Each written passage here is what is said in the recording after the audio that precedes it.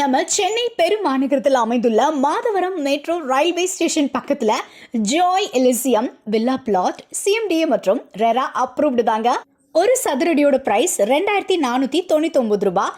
ஆனா இப்போ துவக்க விழா சலுகையா ஒரு சதுரடி 2399 ரூபாய் மட்டும்தாங்க.